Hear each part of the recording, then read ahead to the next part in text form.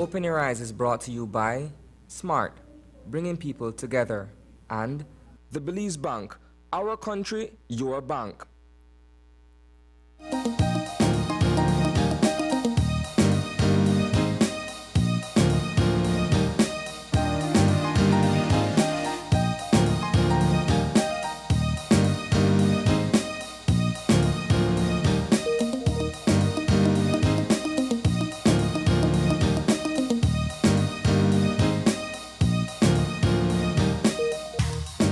Good morning and welcome to Open Your Eyes. Start your morning right. I'm Sabrina Daly. And I am Isani Cayetano. Good morning. And good morning, Isani. We have quite an interesting show lined up this morning. I know on everyone's mind currently is the status of Hurricane Beryl.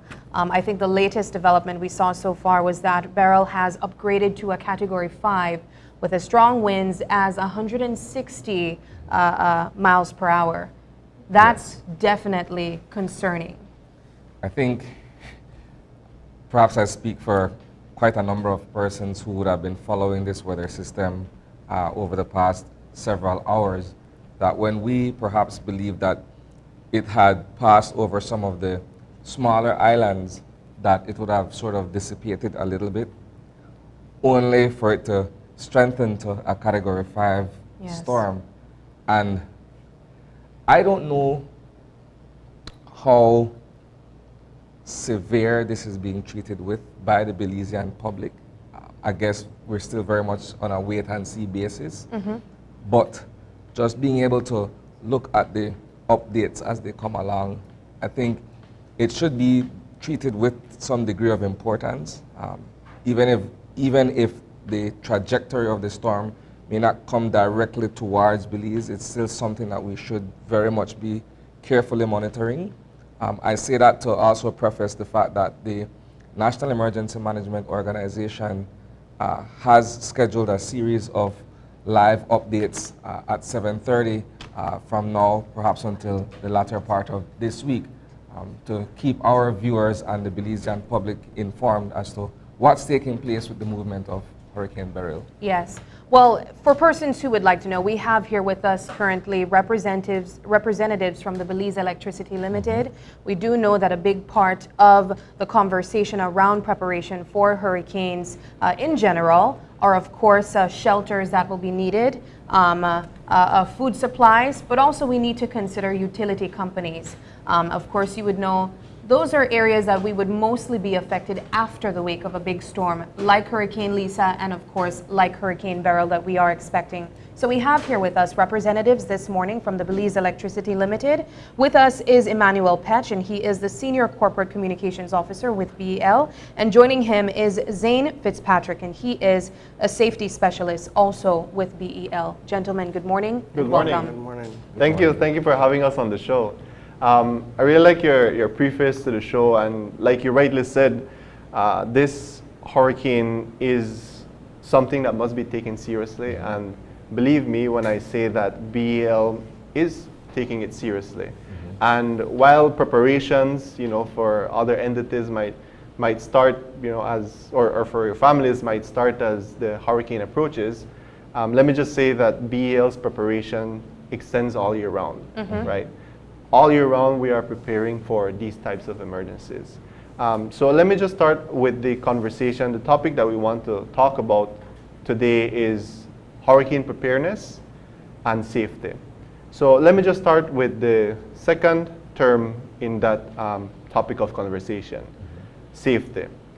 BEL always prioritizes safety.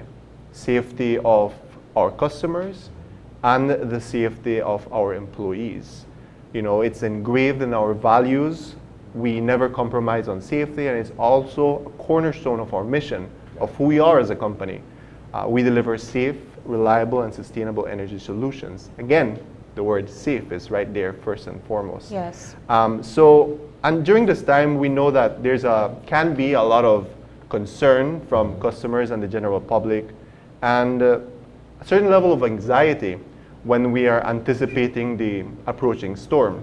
And even more so when the storm is passing over the country, especially when we're experiencing fallen trees, flying debris, and even downed power line structures. There's a lot of concern and a lot of anxiety filled with that, you know. And you were mentioning earlier, Isani, that customers, when they experience that, oftentimes would want to see BEL act immediately and respond immediately when there is damaged power line structures. And I just want to make it very clear that our teams are not dispatched during a storm to rectify damaged power line structures and restore power. Again, safety. We believe, and we firmly believe, that the priority at this time during the passing of a storm is the safety of our employees. And you have to remember that who makes up the BL family are your brothers, your sisters, your neighbors, aunts, your neighbor, your cousin, right? Parents even. Parents and moms, dads, these are the people that make up our BL family. And it's important to remember that, because it's important to remember that they are humans and they have families too. And so the priority for us at this time, or during the passing of a storm, is for our 407 employees countrywide to remain safe, for them to remain safe, and their families to remain safe, so that when the all clear is given, then we can respond and restore power as quickly and as safely as possible. And another point I want to make is that even after we get the all clear, even if you might not see the yellow hats in your neighborhood fixing the power line, damaged power line in your neighborhood, immediately after a storm, rest assured that we are working diligently, our teams are working diligently to restore power as quickly and as safely as possible. And the reason why you might not see our teams in your neighborhood is because there's a process to follow. And the process starts with an assessment, right? So even if you don't see the yellow hats in your neighborhood, rest assured that as soon as we get the all clear, we always start on restoration, first with assessment. And we will get to your area. But there is a process that we must follow. And Zane will talk a little bit more about this restoration process. Before we go to Zane, Emmanuel, I just want to perhaps reiterate the point that you're making. Simply because in the aftermath of a storm, residents expect that everything goes back to normal immediately in terms of utility services, right? So they expect that the phone lines are working, they expect that water is at the top, and so on and so forth. But they may not necessarily take into consideration the fact that infrastructure may be damaged as a result of the passage of a system, right? And as you mentioned, you have to be able to conduct an assessment before you're able to even treat with the problem. Correct. So that in some cases, especially perhaps in BEL's case, you have trees that have toppled over, knocking down power lines and so on and so forth. You guys have to come in and look at all of that holistically before you decide what's the best approach to fixing it. Yes, correct. Yes, you're like you rightfully said, and this process of, preparation, we're still in preparation phase because the storm hasn't arrived. And in order to mitigate those same issues that you mentioned, the vegetation, this is part of our preparation phase. And I'd like to Zane to tell you more about this preparation phase. Let's get Zane in the conversation. As we mentioned, Zane is the safety specialist with BEL. Let's talk about what you would be busy, or your team would be busy doing during this time. Good morning. Good morning. I would like to start by taking a step back. Emmanuel did mention that we have year-round preparedness. So from the end of the previous hurricane season, BEL starts to prepare again for the oncoming season. And so what we do is we revise our hurricane preparedness plan. And this is basically a manual that speaks to the duties and responsibilities of different departments within BEL to ensure that we are able to keep the lights on during a storm and to quickly restore electricity after the storm for those areas that are affected. At this time, all hands are on deck. We're preparing for the onset of Beryl. And so we are doing what we need to do to keep the lights on. One of the things I want to reiterate, like Emmanuel rightfully said, is that during the passage of a storm, we will keep the lights on for as long as possible. However, if we should lose electricity during the passage of said storm, the lights will remain off, or we will not be responding to any restoration efforts until the all clear is given.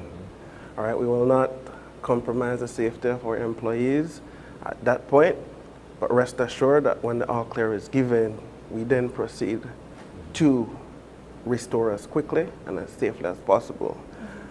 It is important to mention at this time, and again, Emmanuel alluded to it earlier, that there is a process to the restoration effort. We first have to ensure that our independent power producers are able to generate electricity first and foremost, and then the assessment continues with our transmission lines and our substation. And the transmission line, basically, these are the lines you typically see on the highway that carries a large amount of electricity from our substation to our distribution area, and this is the area where we distribute electricity to the residential and business within the community. All right. In our restoration efforts, of course, we try to restore feeders that have essential services within them, for example, the hospital, water treatment and other utilities, supermarkets. And so this is the order of restoration that we go through, right? Again, you might not see us immediately in your community, but rest assured we're working diligently to restore electricity as quickly and safely as possible. What would be some of the tips that you guys would share with our viewers in terms of preparedness when it comes to electrical items or appliances and what have you? Well, one of the tips that we can leave our customers with is, of course, have a preparation plan of your own. Zane can tell you this, he lives and breathes safety, so he knows, and he's always telling us, have a preparedness plan of your own, you know, don't wait on NEMO to issue the warnings, have a preparedness plan and be ready to activate it. Be ready to activate your plan. Right. Listen to reliable sources, listen to the experts. We always say have an emergency kit. Know what you need, food items, the water, medication, understand your situation and evacuate if you have to. Right. During the storm, of course, we ask you to stay indoor, keep listening to reliable information. I also want to encourage customers that if you need to evacuate, turn off your circuit breakers, your fuse box. Or if you're experiencing flooding, we also encourage you to do the same. One of the points we do want to press on again is that after the fact, after the storm, if you're affected, chances are you may encounter down lines. Treat these lines as if though they are live. All right? Do not approach or try to interact with those down lines, and contact BL immediately. I also want to say, in the preparation aspect, if I could take a step back, that one of the leading causes to power outage during a storm is because of vegetation.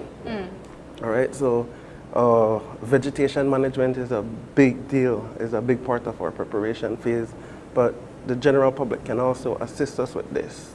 So how can they do so? All right, so we have a vegetation management program. Okay. And we encourage customers to contact us. Let us manage the vegetation in advance of a storm. Would that be too late around this time? We ask that customers do, we encourage customers to manage their vegetation way ahead of the hurricane season.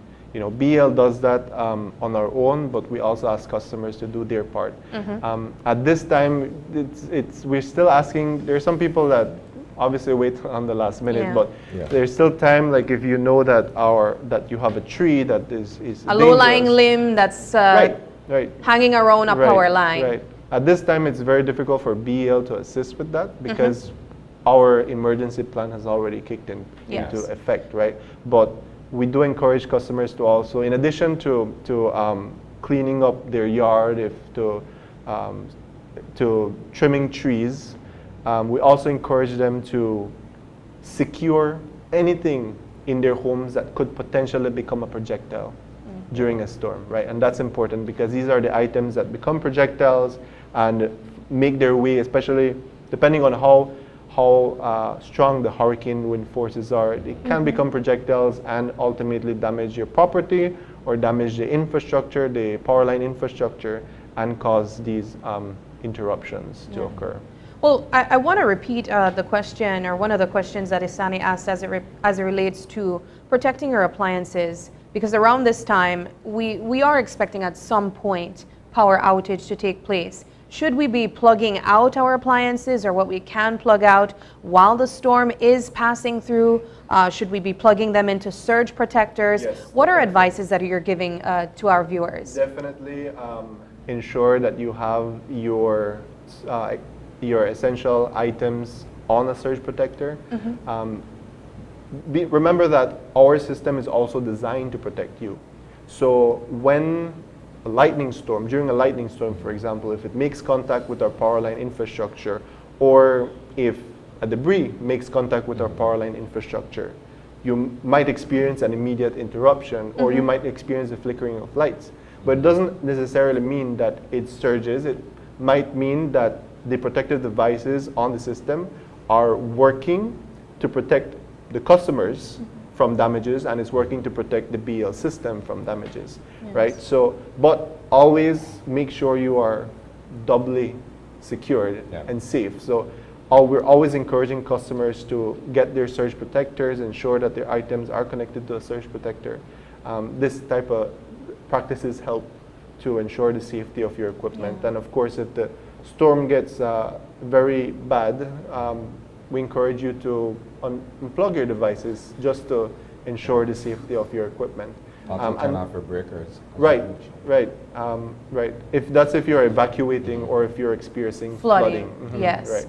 One thing I think is important for us to reiterate and mention to our viewers, for them to understand particularly, is after the storm hits and the restoration of power to the country takes place, what takes priority is essential services first, which is the hospitals, medical facilities. What happens after, you mentioned? Right, we then move on to the feeders with the larger customer base, larger population on it, and then we trickle down to the smaller homes, the single homes that might be affected. And I could take it back to Lisa. I feel our team did excellent. I agree. In restoring electricity, and so that is the order that we typically operate by in restoration. Yes. Let me just reassure our customers and our viewers as well that BL is prepared. We are ready to respond for whatever situation we experience. Right? Yes. And it's not just our power line technicians, right? Because they need the support of our HR personnel to ensure they have what they need. They need the support of our logistics to ensure they have the materials that they need to restore power. So all 407 employees countrywide are prepared and ready to respond for whatever may come after the Hurricane Beryl. Yes. You did mention that after the storm hits, there is the potential that we may have to wait on the company that we also source electricity from. Is this something that is a concern from BEL, that we may or may not be taking a bit longer when it comes to getting electricity from Mexico? Because we do know that Hurricane Beryl is also projected to hit the Yucatan Peninsula. Is this something that is concerning to you guys? Not necessarily at this time. We do trust that our independent power producers will have our backs, so to speak. We don't anticipate that there will be any issues there, but we have to prepare for the worst case scenario, right? Yes. We always have to prepare for the worst case scenario.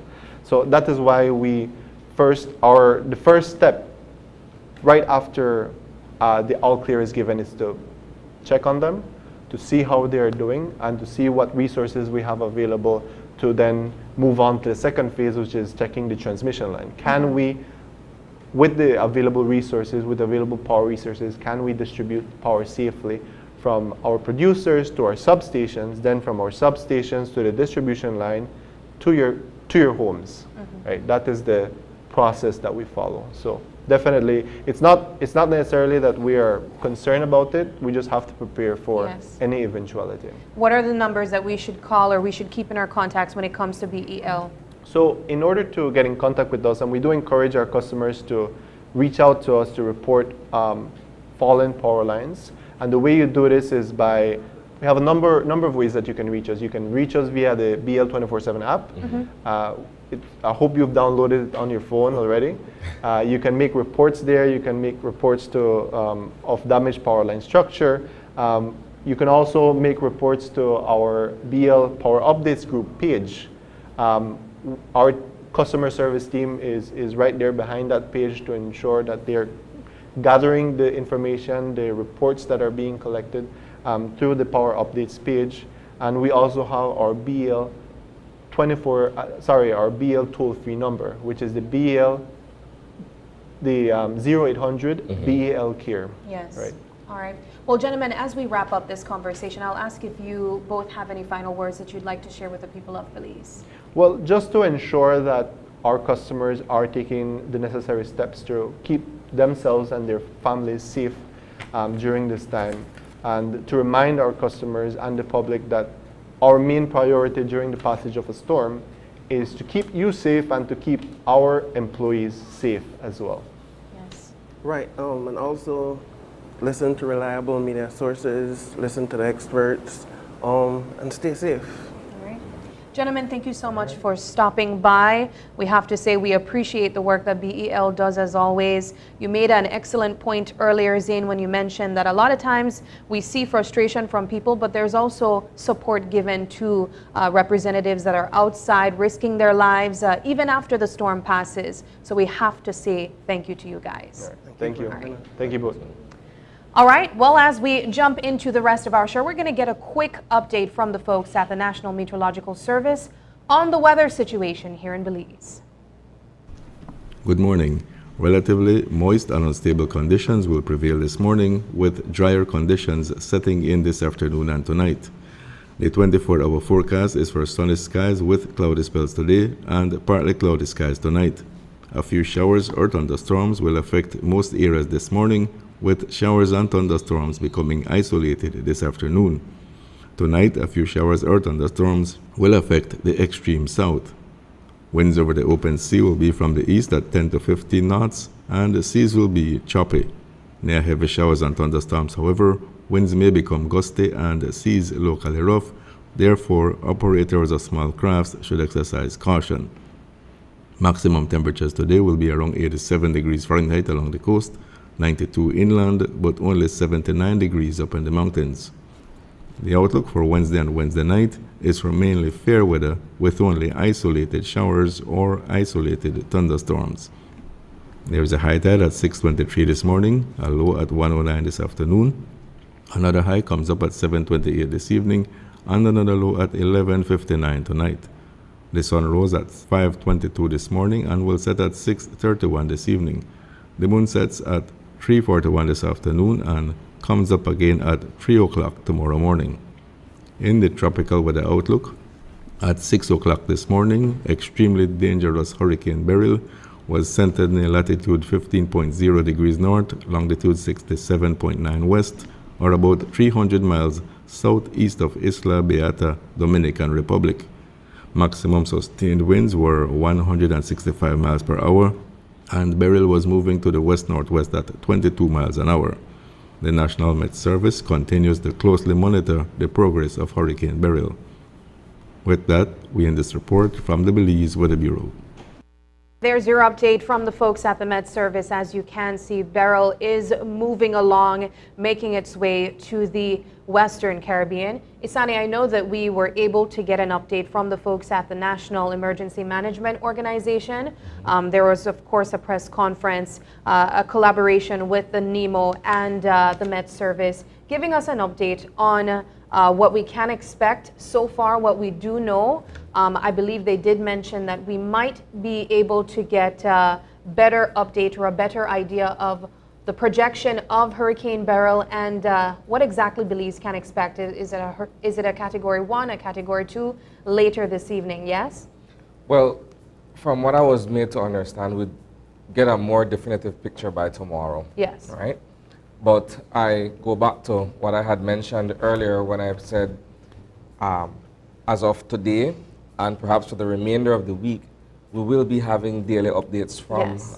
the National Emergency Management Organization to give us a clear picture of where we are on a day-to-day basis. If we're expecting that Hurricane Beryl would make landfall by week's end, then they are keeping us abreast of what's taking place on a step-by-step basis. And I Yes. think that is to be appreciated. Absolutely. Simply because a lot of times when we're faced with natural disasters, if we're looking at a storm system, for instance, you have persons in the broader citizenry who become forecasters, and they take to social media with all the misinformation that ends up in fear-mongering, basically, where we're telling people or reminding people, look, the National Emergency Management Organization and its counterparts are the trusted and reliable source of information where weather systems are concerned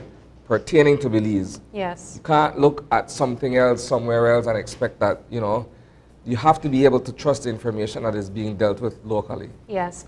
I believe the director of the National Emergency Management Organization also informed us that they are currently establishing a list of hurricane shelters. Should we experience a Category 1 or a Category 2, there will be specific shelters identified for individuals to have access to. So if you know that you may need to get access to a shelter, now would be a good time to generate your contacts or reach out to the National Emergency Management Organization, or also wait for the conferences. As Isani mentioned, we will be expecting press conferences on a daily basis leading up to the arrival of Hurricane Beryl. But we do have the rest of the show, Isani, to jump into, and we have some conversations to look forward to.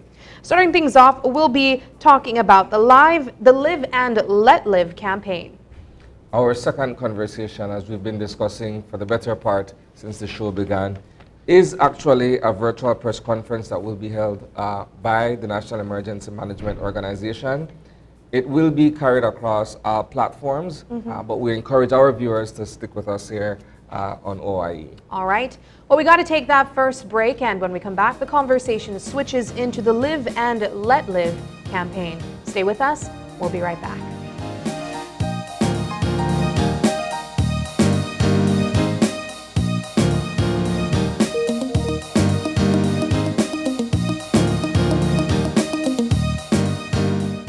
My name is Waluko Mejia. I'm the General Manager at Copal Tree Lodge here in Toledo, Belize. The Belize Bank service we appreciate most is the Belize Bank ATM and the use of its debit card. It makes it very accessible for our employees here at Copal Tree Lodge. Essentially, they could access the ATM on their way home after work, and also that the local stores accept the use of a debit card.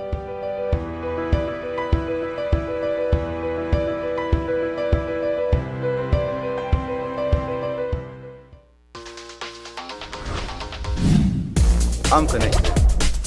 Yo. I'm connected. We're connected. Create the perfect broadband bundle that fits your style with Smart Connect.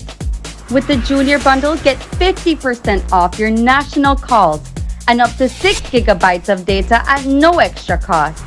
Get postpaid added on for an additional cost of only $25 with the Prime Bundle. Stay connected with unlimited smart-to-smart calls, plus 6,300 megabytes of data and free international minutes. For the family, get the Binge Watchers bundle with Netflix add-on for only $28.13 more. This bundle gives you 4 profiles with unlimited streaming on multiple devices. Visit a showroom near you to sign up and personalize your own bundle combination with Smart Connect. Smart, bringing people together. Let's all be safe during the rainy season. Belize Electricity Limited reminds you that heavy rains can cause flooding in your neighborhood and on roads. Avoid driving or walking in flooded areas, which can have hidden dangers such as debris and fallen power lines. Belize Electricity Limited cares about your safety. Please stay safe.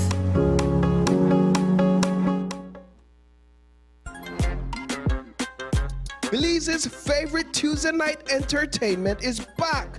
KTV The Remix Season 6. On Tuesday, July 2nd at 8 p.m., we go live from the Bliss Center for the Performing Arts. Tickets for the live show are available at Channel 5 on Coney Drive and at the 88 Shopping Center on Central American Boulevard for only $5. Come out to win fabulous prizes and a chance to compete in our KTV challenges. Catch it live on Channel 5, Facebook, and YouTube. KTV The Remix Season 6 is going to be exciting, fun, and only on 5.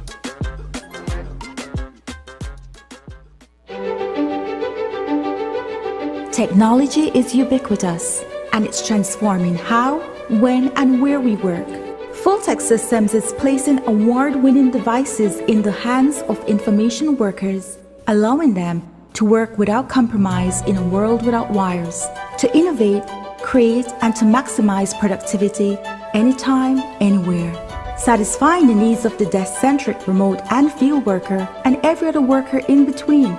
We are providing the industry's best devices to businesses going through the process of digital transformation. Partner with us today to provide the solutions that will allow your employees to work effectively and efficiently to enhance your customers' experience.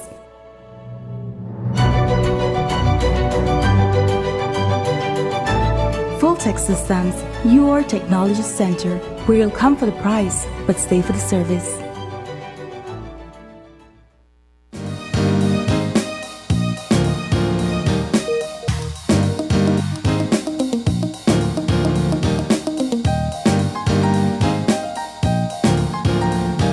And welcome back.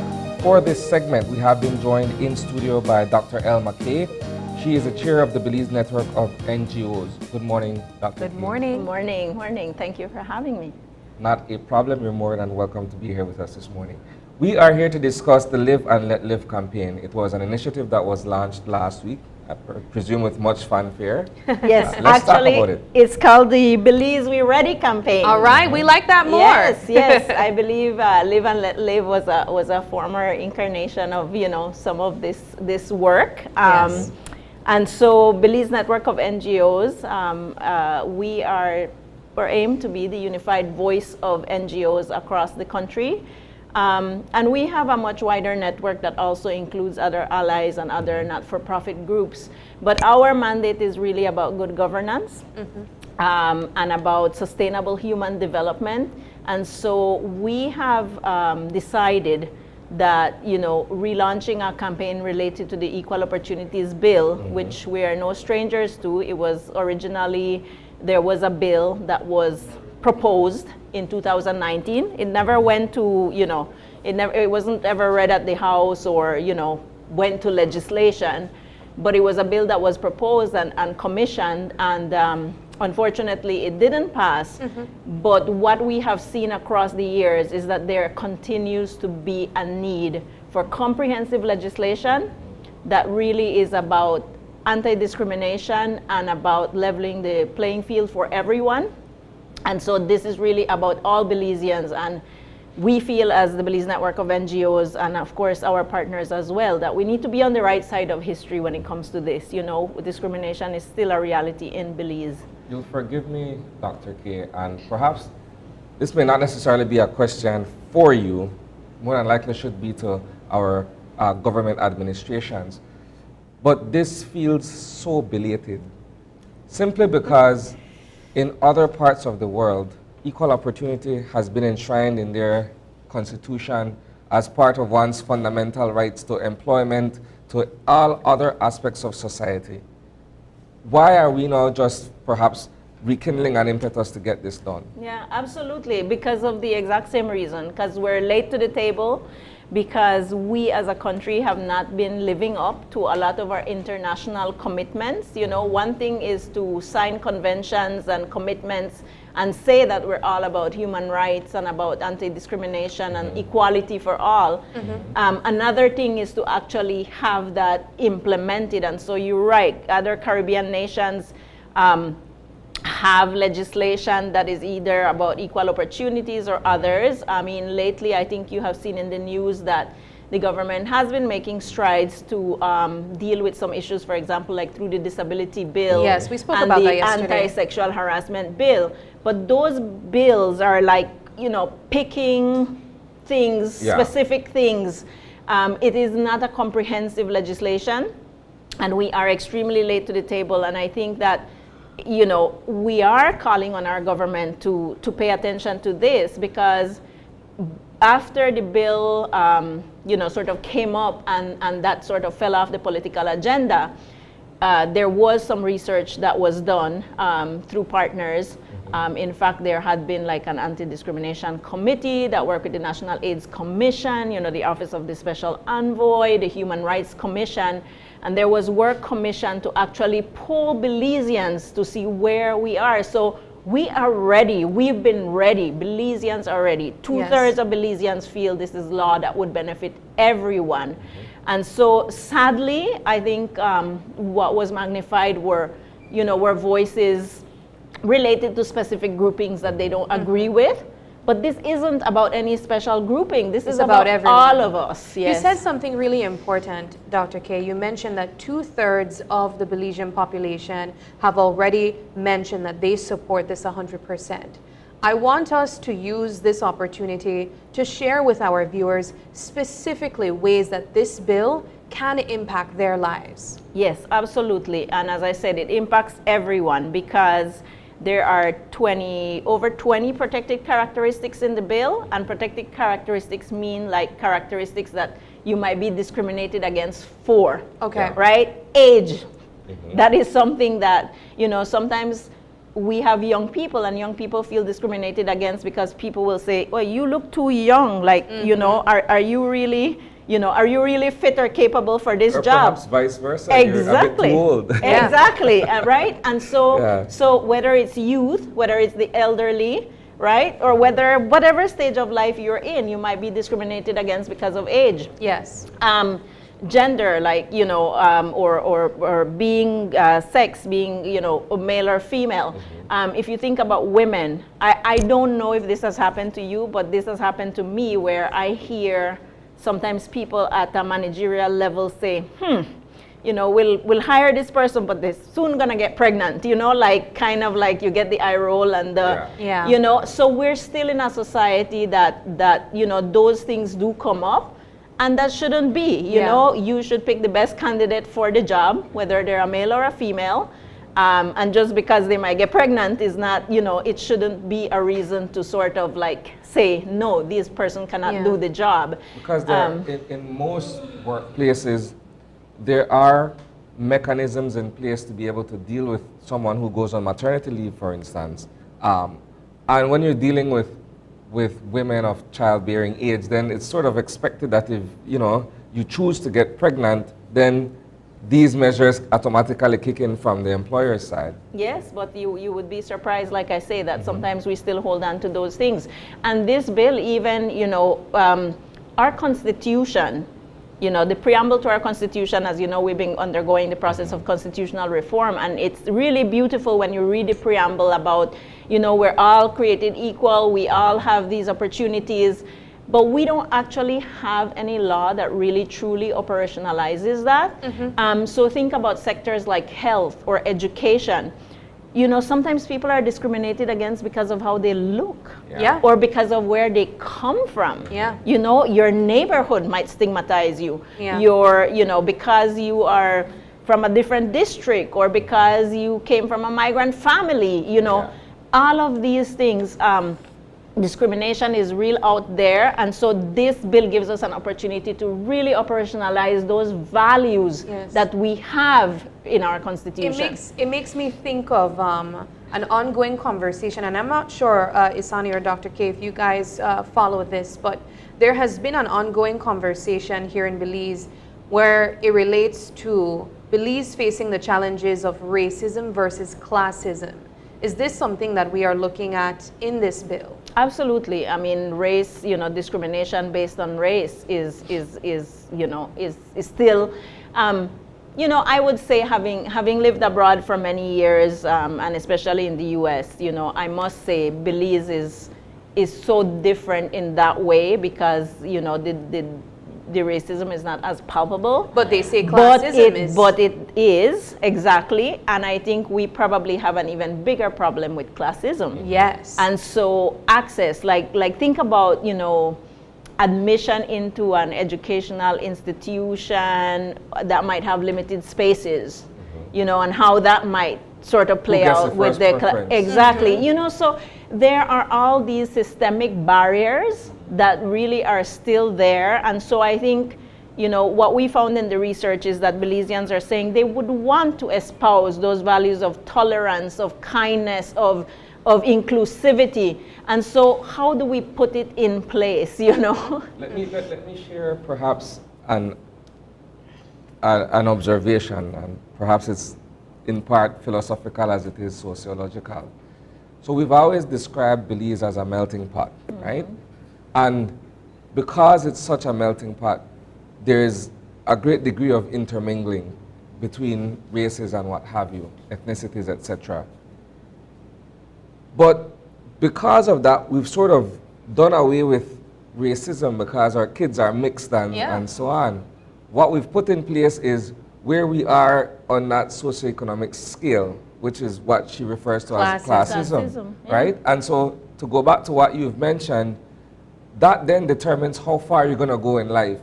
And it's really sad because if at the end of the day we're saying, okay, because you're from Baca Martins, or because you went to Nazarene, or because you have a certain last name or whatever, then automatically you're shunned, or you're put in a corner, and then we look at someone else who's not of that particular description or character.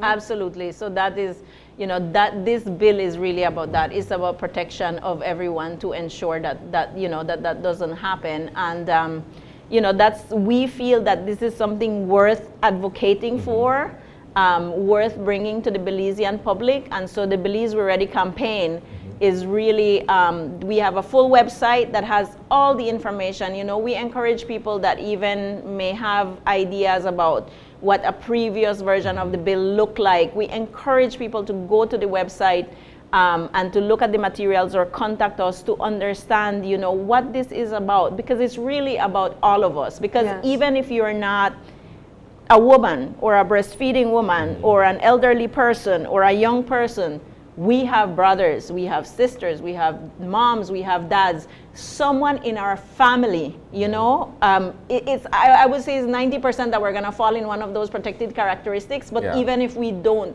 our loved ones will. So this is for everyone.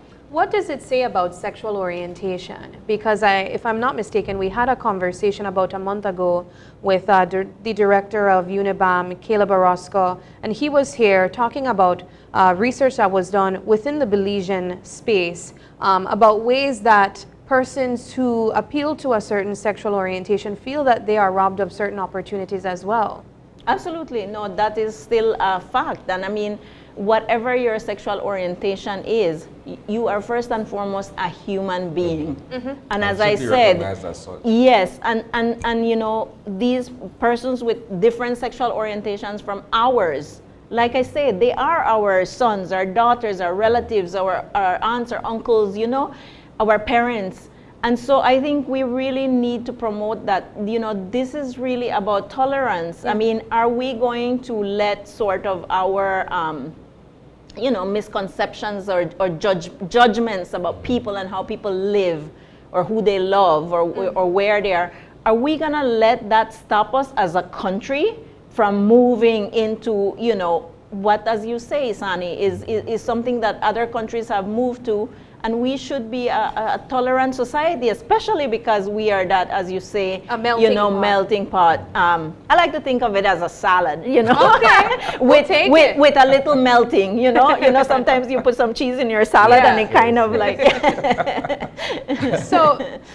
Okay, so I know that we were supposed to have had Kenrick Theos as the president of BAPTA with us to speak about the perspective of persons living with diverse abilities, right? How does that factor into all of this, considering the fact that we just passed a disabilities bill through the House recently, and we're now, again, finally opening up to dealing with the situation of persons who are diversely abled, right? How does BAPTA tie into all of this? Yes. So if you were to speak to Kenrick, he would say that, really, you can't have enough protection. And the Equal Opportunities Bill, when it comes to people of diverse abilities, it covers more spheres than the current proposed legislation. Okay. So it isn't a duplication. Mm-hmm. It's actually an expansion of being able to have access and all these other things, or just being discriminated against for being or having being different. And so I think that if you spoke to him, he would say this is a welcome addition. And in fact, we were recently speaking with him at the launch that we had for the Belize We're Ready campaign, and he was citing Caribbean countries that have both, like something similar like the disabilities bill, as well as equal opportunities legislation. So it isn't, it isn't a duplication at all. It actually is very good. So what are ways that this bill expands opportunities, equal opportunities for persons that are differently abled? Yeah, I think it's just overall, because this bill is looking at areas, like I say, of access, yes, and broader sort of discrimination, not just making some accommodations. Mm-hmm. So the accommodations become broader and the access becomes broader. Okay. Mm-hmm. So we are here talking about the Belize We're Ready campaign. What are ways that our viewers, the general public, or persons even in the diaspora can get involved and support the Belize We're Ready campaign? We want everyone to elevate their voices for this. It's been a long time coming. We need our political directorate to listen, that this is something important. And, frankly, when we sometimes have to report, or we get, I don't know if you saw recently, I think it was the U.S. Embassy had circulated a human rights report. When we get these reports, it really saddens me to think that we cannot stand up as a country and say we're so proud, because we really are a country that is in tune with what its legislation needs to be. So we need everyone to elevate their voices. Please go to the website, which is we-ready.bz. And the website, you can download the bill. You can also, there's a button where you can pledge to be in support of the bill. So, we encourage people to look at that information, to reach out to us if they have questions, to watch our public service announcement, that talks about what the bill is about, and to contact us. We have been moving as the Belize Network of NGOs in a lot of grassroots spaces with allies and partners from civil society. And so we have asked them to also come to us and let us know how to spread not misinformation, but accurate information about the bill within the spaces that they work in. So whether you're diaspora, whether you're from the city, whether you're from a village, please do reach out to us to see how you can spread the word. But the information is there on the website. And you said the website is here on the back of my shirt, which is we-ready.bz. Okay. All right. Well, I'm going on it myself just to make sure that we can show that we can go online. I think I have it wrong though. But you know what? I have to say I really appreciate this conversation. I know that there are a lot of persons probably in the comment section on Facebook and on YouTube sharing that they do agree with this bill and that it can benefit them. So we have expressed that this has been something long in the making, as Isani has mentioned. But where are we now as it relates to getting the government's support? Yes. I think there is quite a few people within government that do support the bill and recognize this. I think recently, Minister Balderramos Garcia was on the news saying that she's very pleased to see the Belize network of NGOs taking on the mantle for this. And of course, that falls within her portfolio. And so, everything with the political directorate is political. Yeah. And so I think that's what we need. We need voices en masse to say we are indeed ready, not just silently through research and a poll in which we collect your information, but just be publicly in support, because that is when our politicians listen to us. And in the research, we actually found that 2/3 of Belizeans that were polled, because remember, polls are a sample, said that they would actually vote for a government that would pass this legislation. Yes. So we encourage both parties, the current administration as well as the opposition, to take this on as something that they can be champions of. And I honestly, Sabrina, feel that most people are in favor of this. It's just that sometimes, the people that are not are very, But what do you think causes the pushback, though? Fear and lack of information. When we are scared about things, sometimes it brings out the worst in us, So I think fear and then misinformation for sure. Can I add a third factor in there? Yes. Political will. When you're dealing with administrations, if for whatever reason they may not find it either expedient or prudent for them to do at the time, they continue to kick the ball or the can down the road and hope that someone else will take it on. But then in the process, people lose interest, you lose steam, another administration takes office and it's not on their list of priorities. I say that not to be pessimistic, but it has been a reality for a number of initiatives that have been people-led and people-driven that ultimately rests with the government of the day to make a decision to pass it into law or what have you. And we see it just get kicked down the road, and then it just goes into obscurity. Yes, absolutely. No, that we definitely need political will for this, and so we do call on on our current government administration to look at what is out there, because we can't let fear, misinformation, and all these other things hold us back as a country when we should be the prime example of inclusivity and diversity and tolerance. What about resources, though? Because we had the minister here on set with us just yesterday talking about the Differently Able bill that was passed, and she actually informed us that companies or buildings that have more than or about 3 stories will have to modify their building to include ramps or elevators in a time span of a year to have access for persons that are differently abled. Could it potentially be the lack of resources that has caused this delay as well? I have heard that argument before, but I do encourage everyone to look at this current version of the bill that's on the website, because the bill doesn't actually criminalize discrimination. Okay. It's not imposing those things. What it does is give us access or recourse as people. So if we have been discriminated against, there is a tribunal and a sort of system that is out of court and not as onerous as the court system for us to be able to deal with that. It gives us recourse that we don't have before. So this bill is not overly mandating all these things that people have to do. That is not what the bill is about.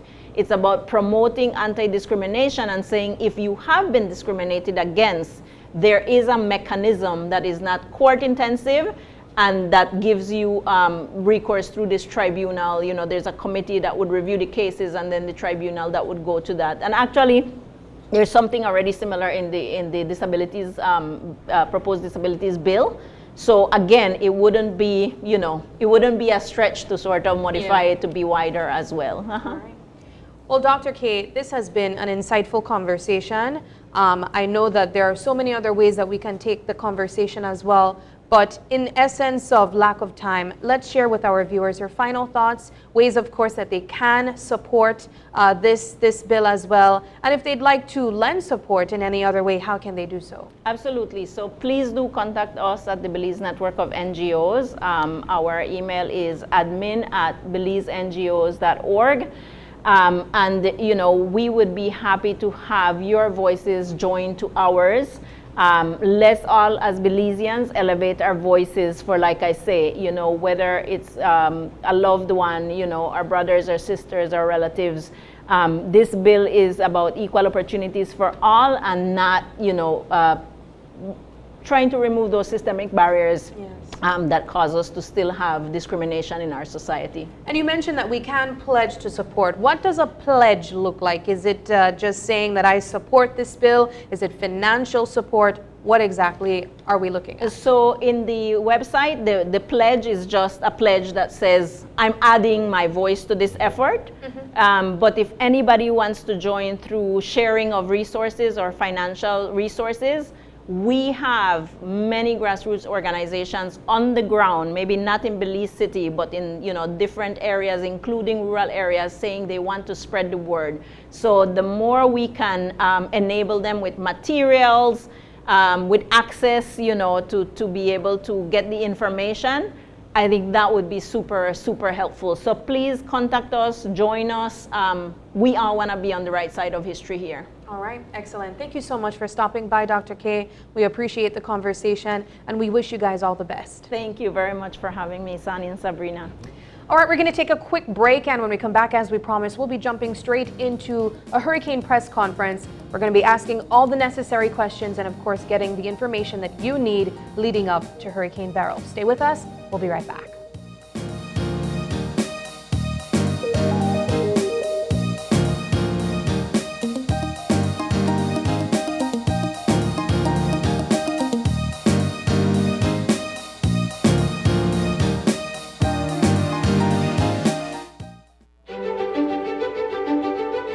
Technology is ubiquitous, and it's transforming how, when, and where we work. Fulltech Systems is placing award-winning devices in the hands of information workers, allowing them to work without compromise in a world without wires, to innovate, create, and to maximize productivity anytime, anywhere, satisfying the needs of the desk-centric remote and field worker and every other worker in between. We are providing the industry's best devices to businesses going through the process of digital transformation. Partner with us today to provide the solutions that will allow your employees to work effectively and efficiently to enhance your customers' experience.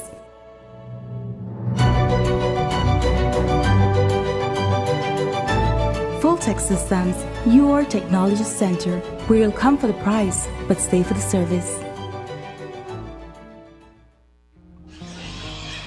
1,067,700 slices of bacon are eaten by tourists each year, stimulating our local economy. Tourism means business.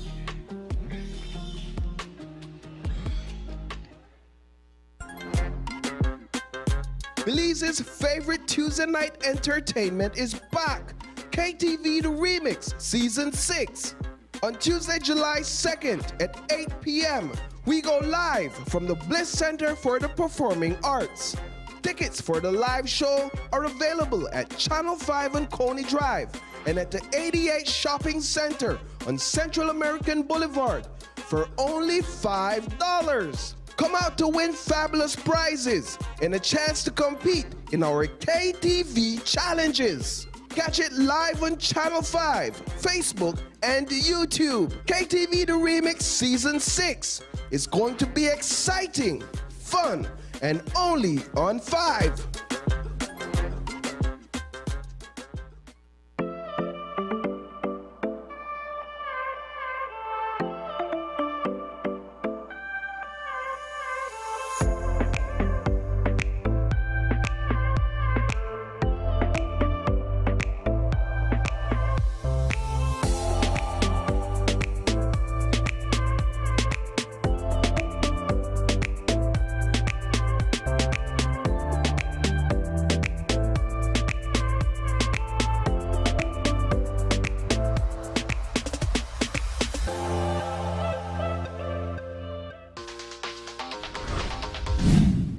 I'm connected.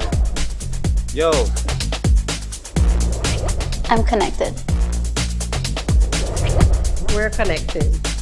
Create the perfect broadband bundle that fits your style with Smart Connect. With the Junior Bundle, get 50% off your national calls and up to 6 gigabytes of data at no extra cost. Get postpaid added on for an additional cost of only $25 with the Prime Bundle. Stay connected with unlimited smart-to-smart calls plus 6,300 megabytes of data and free international minutes. For the family, get the Binge Watchers bundle with Netflix add-on for only $28.13 more. This bundle gives you 4 profiles with unlimited streaming on multiple devices. Visit a showroom near you to sign up and personalize your own bundle combination with Smart Connect. Smart, bringing people together. When the power goes out, life is disrupted. Be prepared and keep your home powered up with a generator from Benquip. We carry brands such as Honda, Kohler, and JCB. Schedule your installation, maintenance, and assessment to keep your generator ready and waiting to protect your family and home the next time the power fails. Stay in control of your power with a generator from Benquip. Equipment, parts, service. Belize's favorite Tuesday night entertainment is back. KTV The Remix Season 6. On Tuesday, July 2nd at 8 p.m., we go live from the Bliss Center for the Performing Arts. Tickets for the live show are available at Channel 5 on Coney Drive and at the 88 Shopping Center on Central American Boulevard for only $5. Come out to win fabulous prizes and a chance to compete in our KTV challenges. Catch it live on Channel 5, Facebook, and YouTube. KTV The Remix Season 6 is going to be exciting, fun, and only on 5. The Social Security Board, in collaboration with the Labor Department, takes this opportunity to remind insured persons of the requirements for compensation when on sick leave. Any employee who has worked with an employer for at least 2 months is entitled to 16 working days of sick leave with full pay every year. This is how it works. Upon approval of a sickness or injury benefit claim by SSB, 80% of the employee's weekly insurable earnings is paid as a Social Security benefit, and the difference in the employee's salary is paid by the employer. This is to ensure that the employee does not suffer any loss of wages when ill. After 16 days, compensation for sick leave is paid as a Social Security benefit only. Some conditions apply.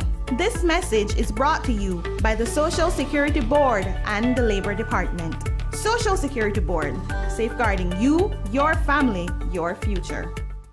Do you know how to choose the best engine oil for your car? We believe the best engine oil should provide optimal performance and ultimate protection for longer. For Quartz engine oil, our engineers have formulated age resistance technology, also known as ART. It's a breakthrough innovation. The interaction between oil molecules is increased, creating a super-resistant molecular structure. So whatever the conditions, it helps to prevent the lubricant protective film from breaking. Any engine is exposed to harsh conditions: extreme temperature and pressure, friction, sludge accumulation. The molecular structure of Quartz with ART stays strong to perfectly lubricate and protect engine parts in all conditions. And the results are outstanding. Protection against sludge buildup improved by 18%. Protection against mechanical wear improved by 74%. Thanks to Quartz with ART, save on maintenance and preserve your engine's power. So next time you wonder which engine oil to use, choose performance and protection that lasts longer. Quartz with age resistance technology. Keep your engine younger for longer.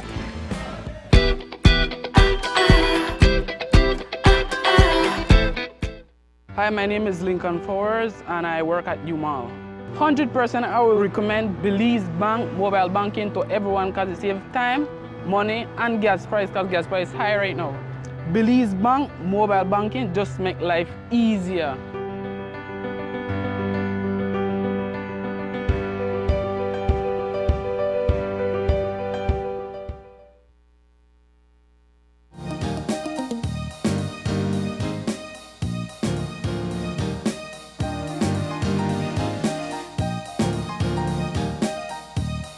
Welcome back, guys. We are jumping into our third conversation this morning, and as we mentioned, we will be signing into a Zoom press conference that will be covering a hurricane conversation, hurricane-related conversations. So we want to ask you if you have any questions. Let us know in the comment section, and we might just be asking those as well. But as we wait to be entered into that Zoom meeting, Isani, perhaps we can discuss an overview of what's taking place, what we know so far. What are the facts that we have gotten so far from yesterday's press conference?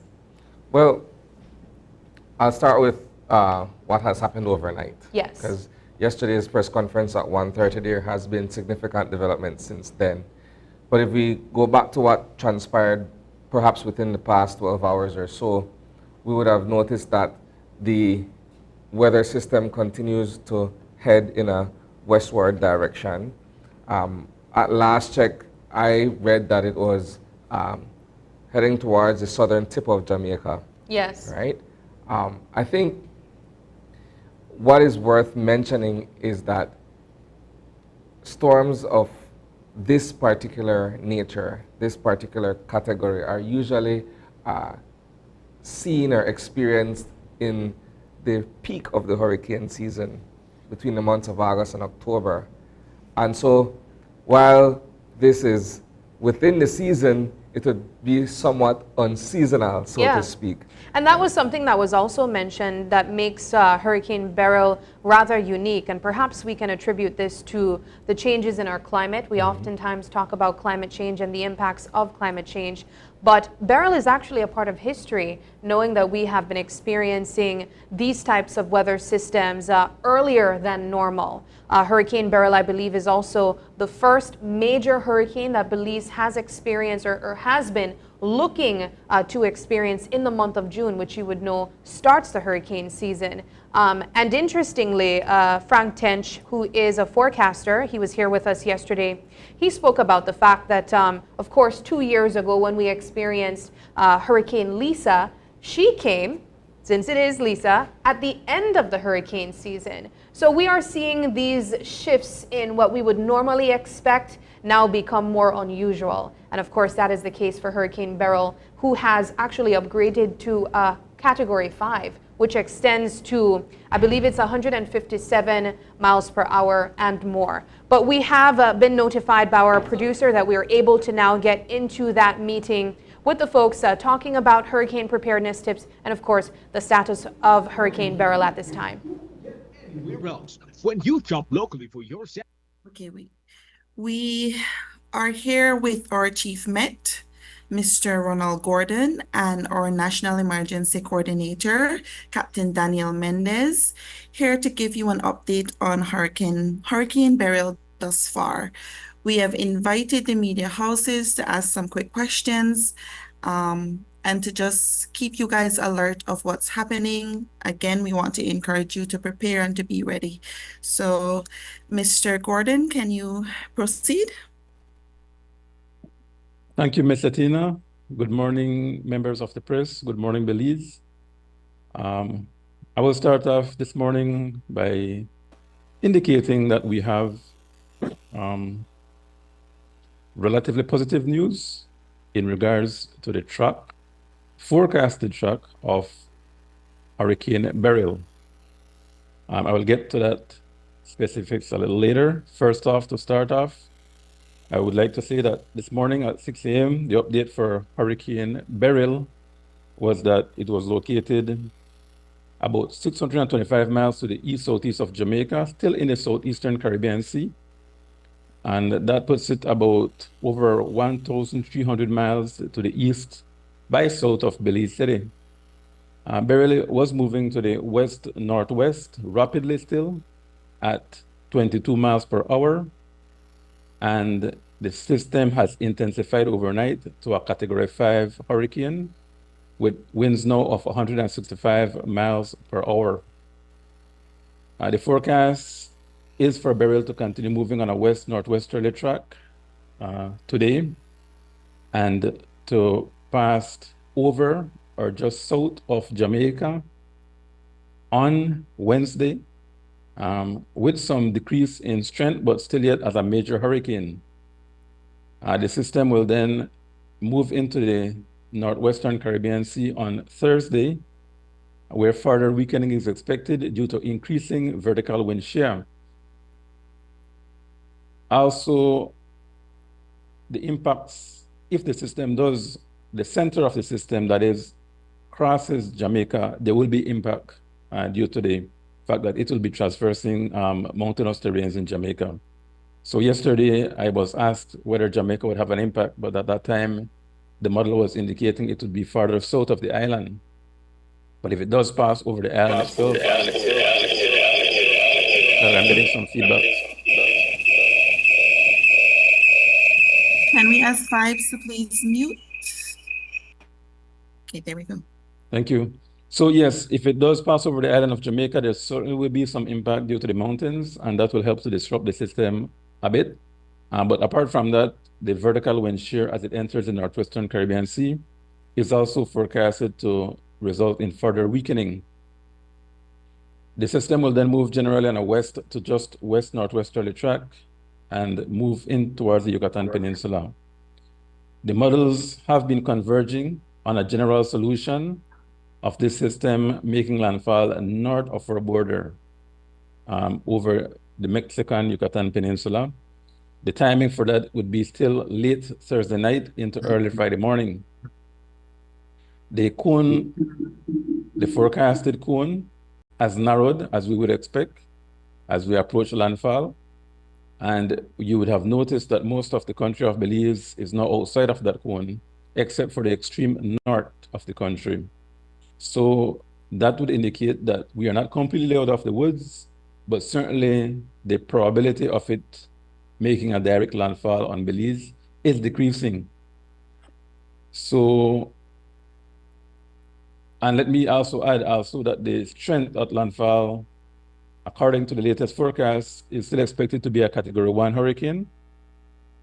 And that would be winds of anything over 73 miles per hour to 95 miles per hour. I would say that potential impacts at this point would be mostly for the north of the country.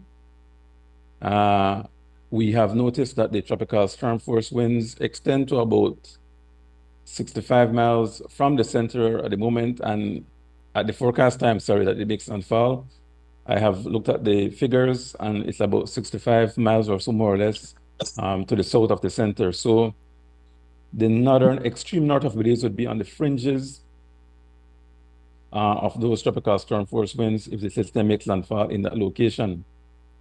Now, I still want to emphasize that the forecast cone is not a line. There is still an area of uncertainty. There is still a potential for it to move just south of that center line, so to speak. A media host asked me about wobbles yesterday. That does occur. So if the system moves just south of where the center of that line is, then of course we will have more sustained tropical storm force winds for the extreme north of the country. So to repeat or to summarize, we are looking at a potential situation of potentially tropical storm force winds for the extreme north. Currently, it does not seem as though Belize will be impacted directly by a landfalling hurricane. However, we need to continue monitoring. Things can change, but I repeat, I have seen at least 3 consecutive model runs indicating that this would be the potential area for landfall.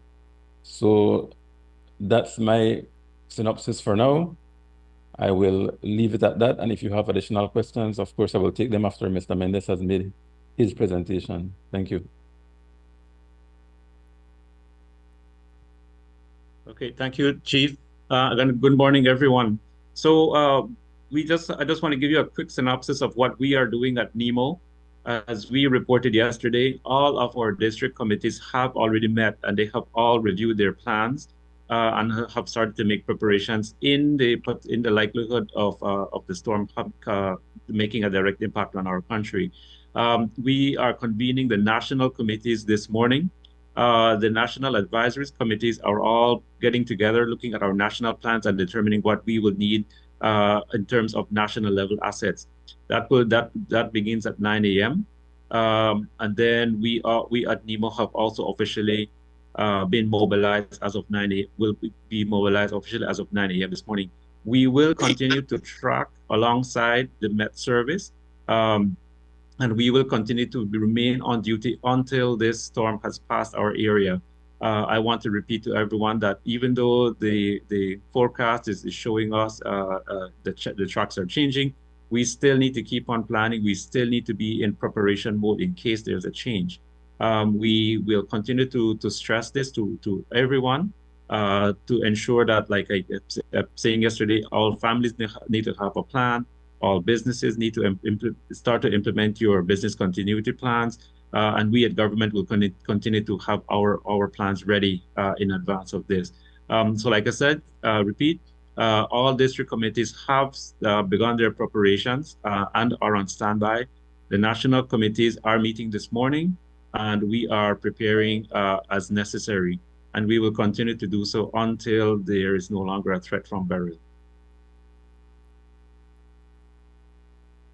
So over to you, Mr. Tina. Okay, thank you, Mr. Gordon and Mr. Mendes, for the updates. We now open the floor to the media to ask your questions. Perhaps we can raise your hands and we take it one at a time. Anybody wants to go first? Vice Media, Chief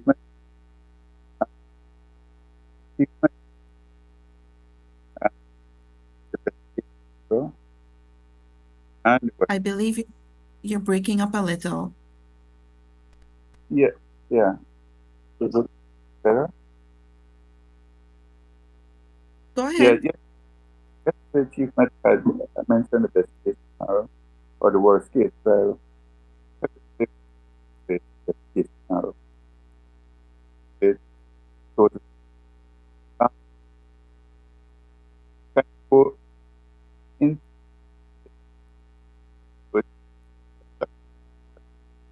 He's still breaking up. We're not hearing him well at all.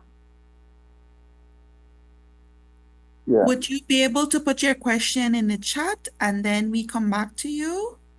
I will do that. That. Okay, I see Aaron Humes, you have a question? Yes, good morning. Aaron Humes bringing Belize News. To the Chief Met Officer, in terms of this storm's rapid strengthening, you mentioned that it's possible the storm weakens. The forecast is that it will weaken passing by or over Jamaica and then the wind shear. But is it concerning that a Category 5 storm could potentially hold the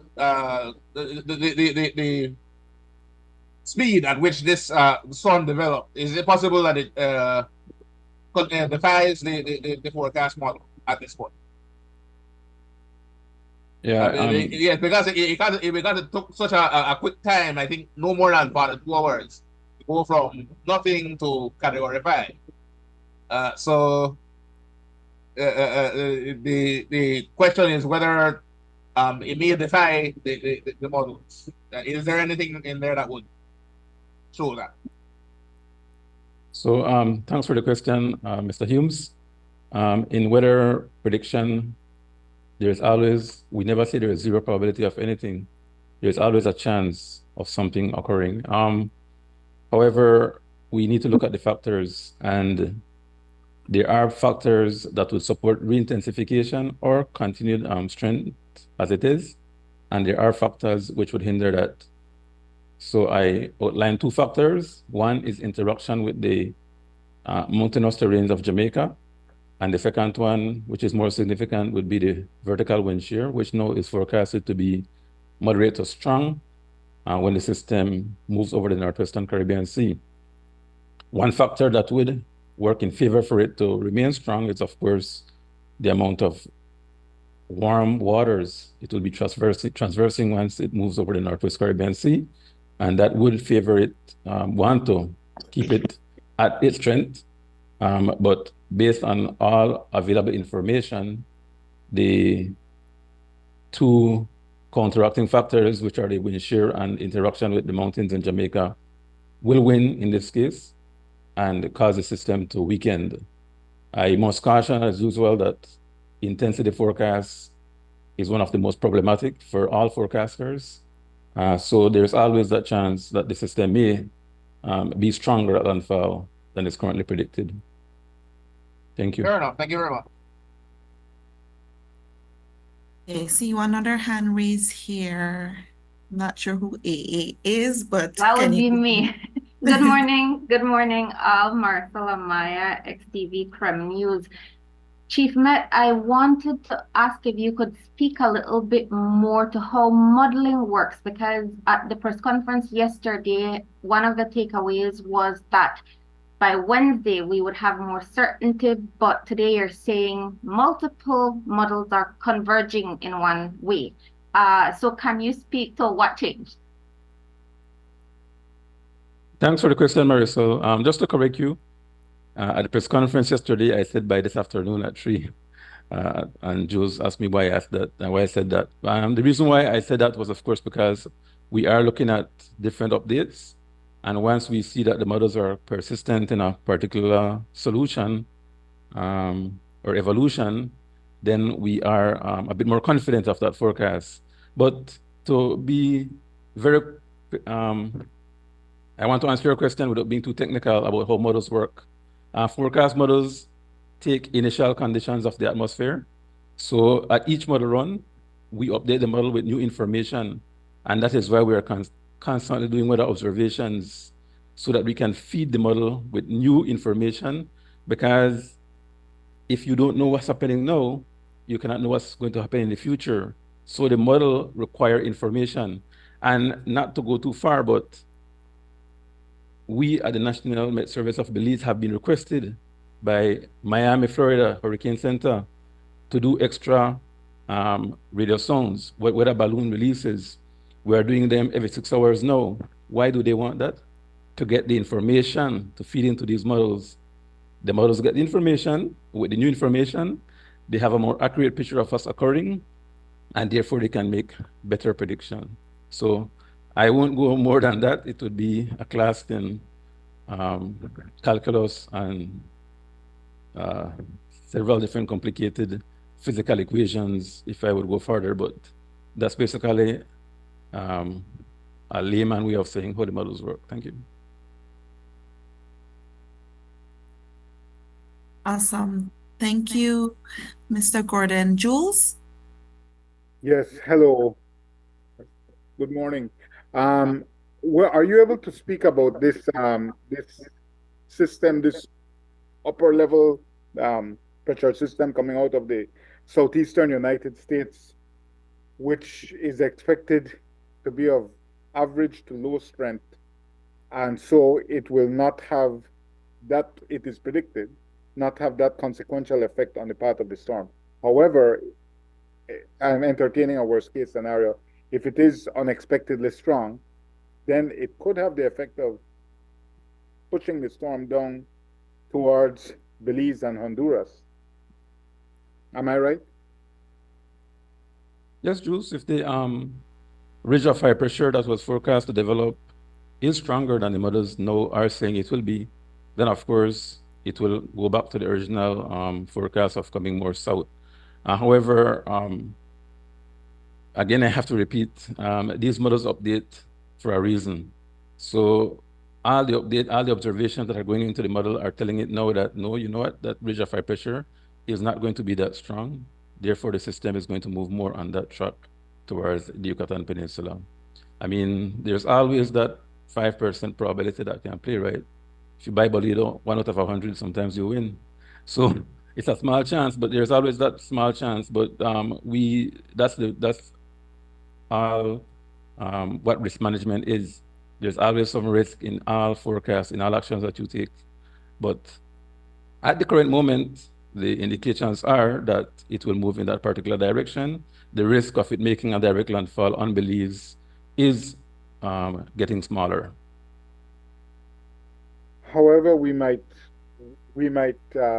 want to mention here that it has so far confounded many forecasts in terms of not so much the steering pattern or the path it's taken, but it has confounded the forecast in terms of the speed it has developed. Now it's 165 now. It is it's a storm for which there is no precedent. So we should continue to expect the unexpected since it's unprecedented. Am I right? We have always said that track forecast has improved significantly over the years. So when it comes to forecasting the track of the systems, we have shown that that is more accurate, more reliable, than intensity forecast. We have always admitted intensity forecast is problematic. There's always that rapid strengthening effect that the models are not able to resolve as accurately. Okay, and then my last thing, there's always concern that you could have a rapid intensification as it nears the coast. We saw that with one of the storms last year, I believe, that it just intensifies suddenly as you reach the coast. In this case, with Yucatan, is that something that anyone can predict, or do you know what might fuel that? If that is to occur, it will of course be because of the very warm waters that especially are near the coast. As you approach the coast of Fennel and Mans, the waters are typically warmer, so that can occur as well. So all of these questions that you're asking and that has been asked before are certainly important, and that's the reason why we tell people, don't let your guard down. Don't become complacent. We still need to be in a sense of alert. Expect the unexpected, but still we do know that indications are that the system will move in that particular direction and that particular intensity. So even though you want to be vigilant, I think that you need to balance how much you prepare, and I will leave that for NEMO. I mean, of course, they are the ones who talk about preparation, but there needs to be a balance. You need to understand the risk. Okay, thank you. We have Channel 5, and then we will take Love after. Good morning, Isana Caetano, Channel 5.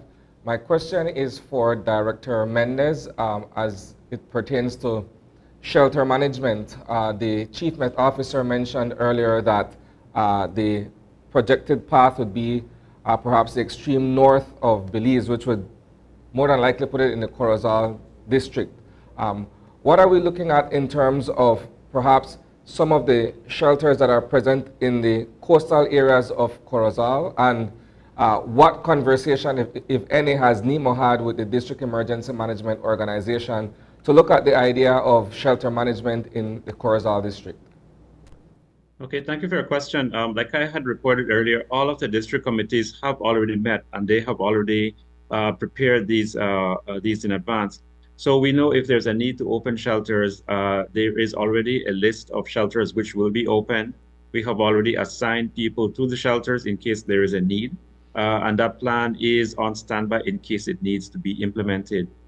We will, of course, continue to work closely with the Met Service to determine if there's a need and when this will happen. But rest assured, if there's a need, shelters will be open not only in Corozal, but wherever there is a need. And then there will be shelter managers there as well. We have published on our Facebook page the shelter list, so you know where these shelters are in your area. And again, we remain on standby. I want to encourage the people of Belize that we need to remain in a state of preparedness. Remember, we are in the hurricane season, and our preparation needs to be always ready. We always need to be ready. These systems can develop very quickly, as we have seen with Hurricane Beryl, and we need to always remain in a state of preparedness. And like Chief Met said, we cannot let our guard down. We need to continue monitoring throughout the entire season. And so even though it seems that this system may not pose a direct threat to us, we do have the rest of the season to be concerned about. So let's keep on, remain in that state of preparedness for the rest of this season. I also have a question. Okay, this is Sabrina Daly, also from Channel 5, and my question is for the Director of NEMA as well, Mr. Mendez. My question has to do with what was shared in the newscast last night, and that was from the Principal Hydrologist, Ms. Tennille Hendy. She mentioned that there is a possibility for Belize to expect riverine flooding from our neighbors in Guatemala and Mexico. Well, with the expected rainfall that may come with potential landfall from Hurricane Beryl, are we also concerned about riverine flooding coupled with urban flooding, as she mentioned, with the excessive rainfall? Yes, that's correct. So our other important partner is, of course, the Hydrology Service. And so we work with them closely to look at the flood forecast. As you know, we were responding to flooding issues in the Corozal district over the weekend. We will continue to do that in conjunction with that service. Again, we do open shelters if there's a need for people who are being affected by flood waters. This is one area that we will continue to monitor. And like I said, even though we may not be seeing a direct impact, there is a potential for rainfall. There's a potential for other floods. And so we remain on standby to address all of these issues.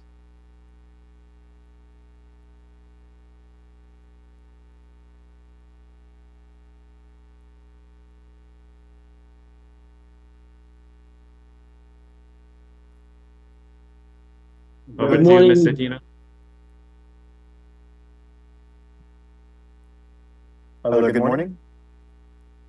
Yes, continue, please. Yes, hi. Yes, good morning, Vijay Alvarez from Love News. My question is for Chief Met, Mr. Ronald Gordon. Mr. Gordon, what are the expected impacts at this point if Beryl remains on this spot on the islands of Ambergris Key and Key Calker? Yes, if the system moves on the highest probable course, then of course the northern parts of the country, which includes San Pedro, they're further north, would be on the fringes of the tropical storm force winds. So we would expect that they would at least receive tropical storm force winds, if not sustained, then in gusts, especially during heavy showers and thunderstorms. And that's based on the current trajectory. If the system shifts just further south, then certainly we would expect those islands to receive at least sustained tropical storm force winds. And that's winds between 39 miles per hour and 73 miles per hour. And of course, as Mr. Mendes rightly mentioned, most of the country will be receiving rainfall, but especially the northern parts of the country should receive rainfall from the system. All right, and I have a second question for Captain Mendes. Morning, Mr. Mendes. Are there any particular structures that may not be able to withstand the winds that may come with a tropical storm or hurricane or Category 1 hurricane? When you say structures, do you? I mean, in terms what structures of do you refer to? In terms of houses, we any particular structures. When you talk about houses that may be on stilts, we know that there are a lot of these kind of structures, particularly on San Pedro. With that information, I don't have any exact figure with that. We do know, like I said, we are working closely with the Met Service to determine where the potential impact areas will be, and for those people who live in those vulnerable areas, we will definitely encourage them to seek shelter at some point if there's a need. We continue to We continue to monitor, like I said, and provide information and guidance as best as possible with the information we have. Thank you. Okay, we will allow one more question. I see, Craig, you have a question here as well. Hello? Yes, go ahead. Yeah. Coordinate. Oh, you're still breaking up a bit. One minute, Mike. Brandon, we'll open the mic, ask the question. Hello, good morning. Good morning. From San Juan here. I want to direct this question to Mr. Mendez. In terms of, we've seen notices come out from businesses suspending services such as Tropic, Maya, Caribbean Sprinter, San Pedro Belize Express coming from the islands. And in terms of the unpredictability of these storms, have we had any update from the PGIA? And two, what advice, based on the unpredictability of the storm, would you advise persons in those islands, Belizean and non-Belizean alike? Okay, thank you. So the PGIA is the Airports Authority is a member of one of our committees. We do receive information from them, and we are meeting with them this morning to go over those plans. So at this point, I don't have any exact timing yet. This will be determined when we meet with the national committees. In terms of the other guidance, we continue, like I said, to monitor with the Met Service, and we will provide advice as best as possible. I know that some companies have already started to do this, and this is within their own hurricane planning. This is one of the things, of course, we encourage everyone to have a plan and know what to do. We will, at the end of by this morning, have more and better guidance for the rest of the country after our national committees meet.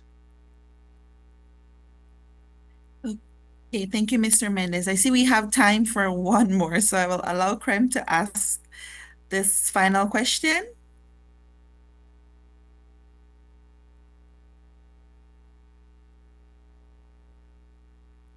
You can go ahead.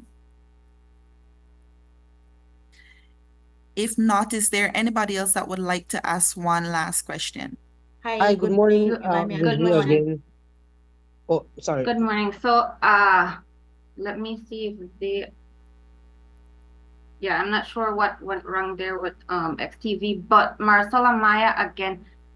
I want to ask this question, which is in essence looking to the future, because obviously Hurricane Beryl has shown, that our records can be broken, and we have an active season, an extremely active season to look forward to.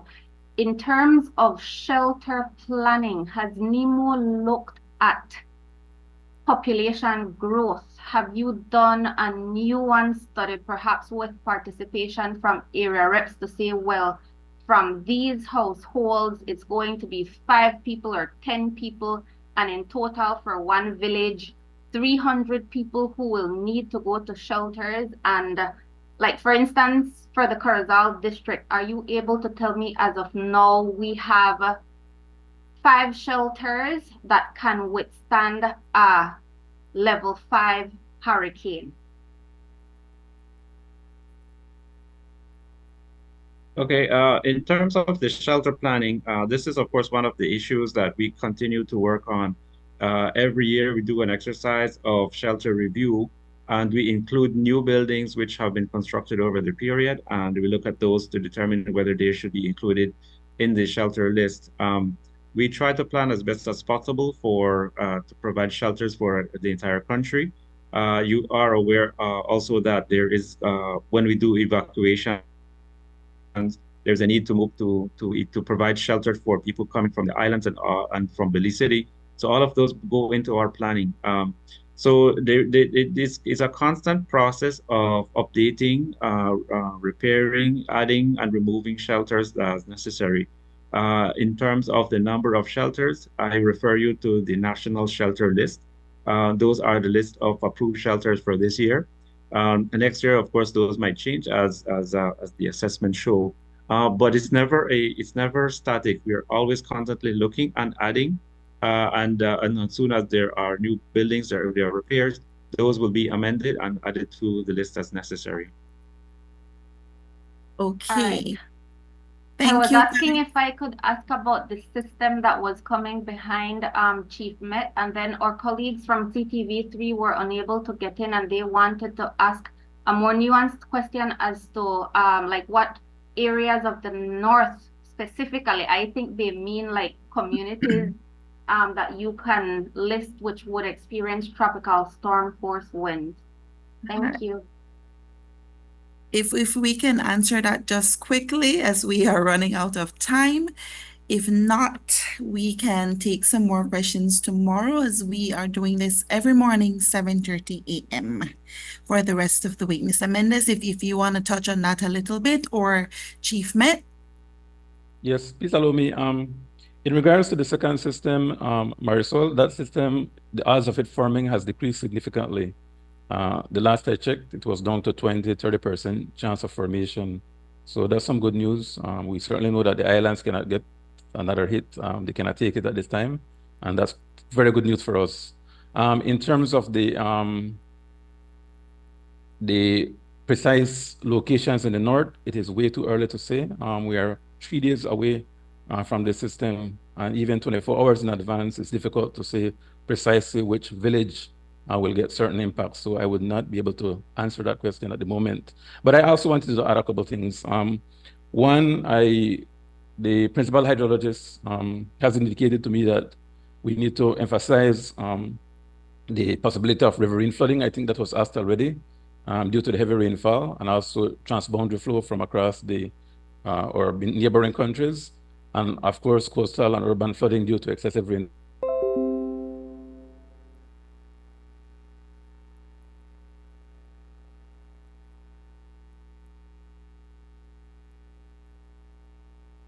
All right, so that was the briefing that was provided by the National Emergency Management Organization in respect to the movement of Hurricane Beryl. As was mentioned, Sabrina, in the next 2 or 3 days, if Hurricane Beryl passes this way, it will be more in the north of the country, which would include the upper part of Corozal district. We also heard from the National Emergency Management Unit Organization, and its director in terms of the shelters that have been looked at in the north and of course other parts of the country, as it is that the season is only just beginning. Yes, right? yes. I think for me, what I really gathered from that conversation, and I'm hoping that our viewers are paying keen attention to what is taking place here, is the unpredictability of this season. Yeah.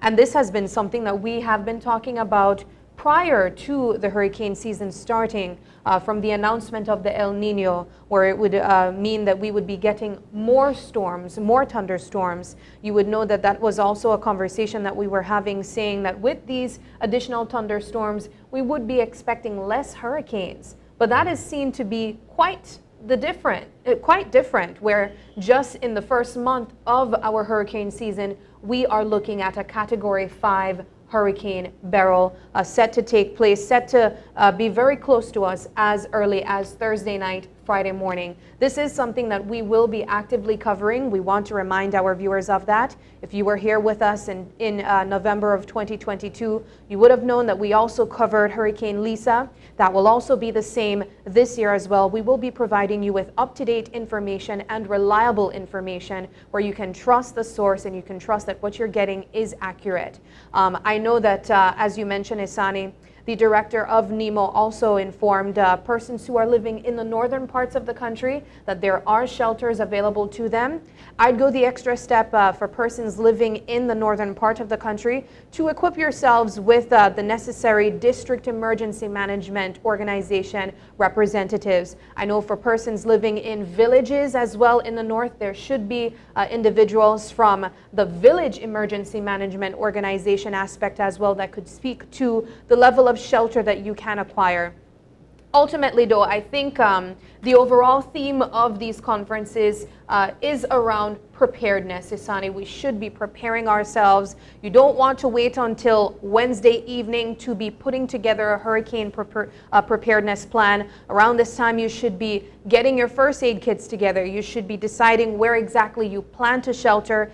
If you are living in the northern parts of the country, that would be a good place to begin when it comes to deciding if you will be staying there or not. For persons living in other parts of the country, still keep in mind that we should be expecting excessive rainfall, and with that there has been the possibility of riverine flooding, as mentioned by the principal hydrologist last night in our newscast, Tanil Hendy. She mentioned that while we are experiencing some rainfall, riverine flooding is also a possibility as well, and that essentially means we will be expecting water from our neighbors flowing into our country.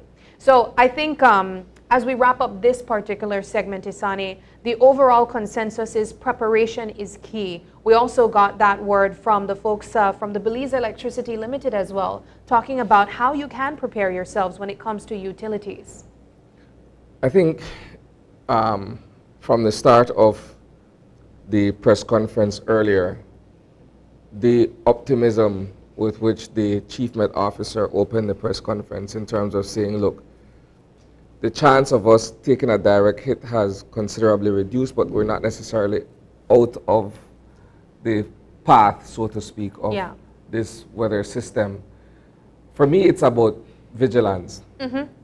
Not only is it about preparedness, but it's also about being able to closely and carefully monitor the progress of these systems as they enter into our part of the Caribbean, simply because the more informed we are, the better prepared, the better our plans are in terms of any eventuality that would force us to have to evacuate, that would force us to have to seek shelter, and so on and so forth. I think so that's what I look at. My thoughts are also with the islands that were already impacted by Hurricane Beryl. As you would know, its impact has passed through islands like Barbados, like Tobago, and Grenada as well. Some of these islands also issued a state of emergency. But I also think about our Belizean students who are studying in these islands as well. We do know that there are quite an amount of students that study with the University of the West Indies. So for persons who may have family members that are stationed in these particular islands, please check on them if you can to ensure that they are safe. We have been seeing video footage, picture footage of just some of the impacts that these islands have endured so far in the Windward Islands. So please, if you have any family members or friends, definitely try to check up on them as well. But we do got to take another quick break, and when we come back, we wrap things up.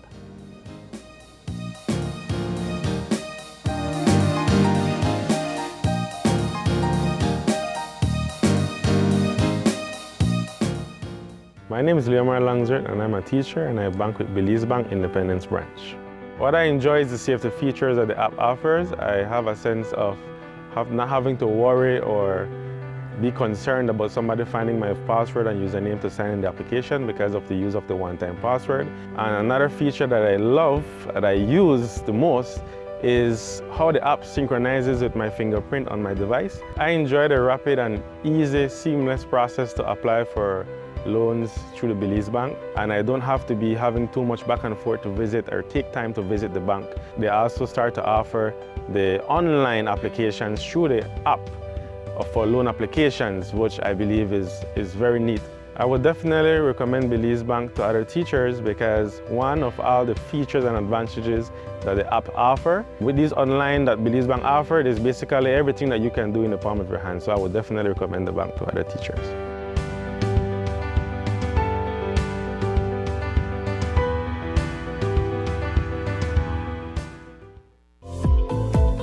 unwrap the joy of crystal clear picture and sound from Iowa, the brand that offers you affordability and exceptional quality. Iowa has a wide range of exceptional products to choose from, such as TVs, speakers, headphones, home appliances, and much more at affordable prices that won't break the bank. Enhance your audio-visual entertainment experience with Iowa, and for your convenience, parts are readily available in country for hassle-free maintenance. You can find Iowa products at your local electronics store countrywide. Choose Iowa, the best in home entertainment and household appliances.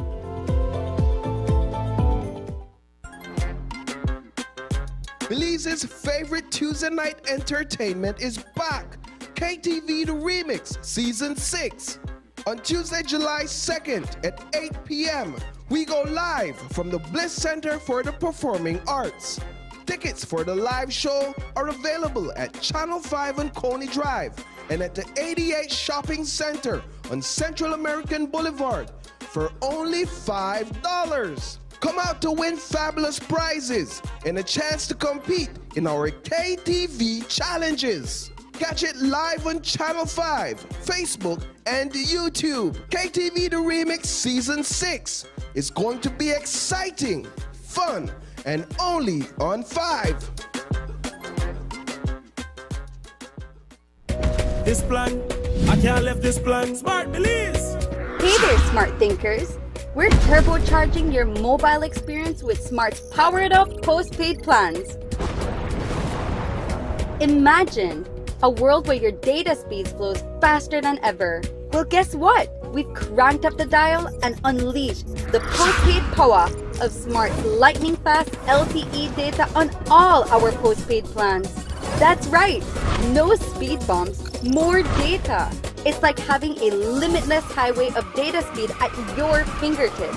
Whether you're a Lone Ranger with an individual plan or a squad rolling with a group plan, everyone gets to surf, stream, and share at enhanced, full, high-quality speed. Switch to Smart's powered-up postpaid plans today and ride the wave of postpaid power. Visit any Smart showroom or smart-bz.com for details and make your mobile experience smarter and faster. Smart, bringing people together. I know I can't let this plan.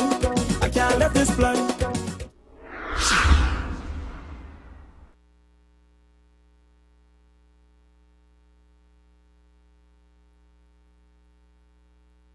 My name is Leomar Langzert and I'm a teacher and I bank with Belize Bank Independence Branch. What I enjoy is the safety features that the app offers. I have a sense of not having to worry or be concerned about somebody finding my password and username to sign in the application because of the use of the one-time password. And another feature that I love, that I use the most, is how the app synchronizes with my fingerprint on my device. I enjoy the rapid and easy, seamless process to apply for loans through the Belize Bank, and I don't have to be having too much back and forth to visit or take time to visit the bank. They also start to offer the online applications through the app for loan applications, which I believe is very neat. I would definitely recommend Belize Bank to other teachers because one of all the features and advantages that the app offer, with these online that Belize Bank offered, is basically everything that you can do in the palm of your hand. So I would definitely recommend the bank to other teachers.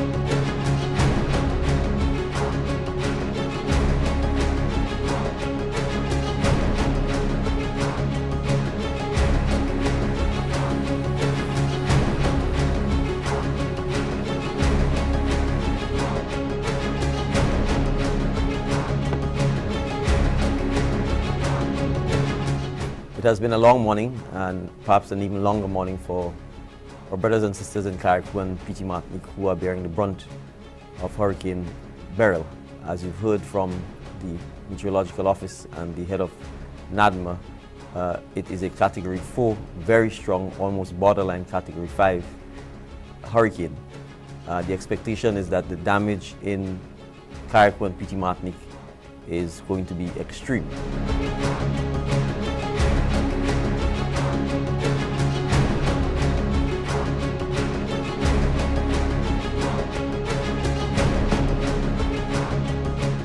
I didn't think that the damage would be so much.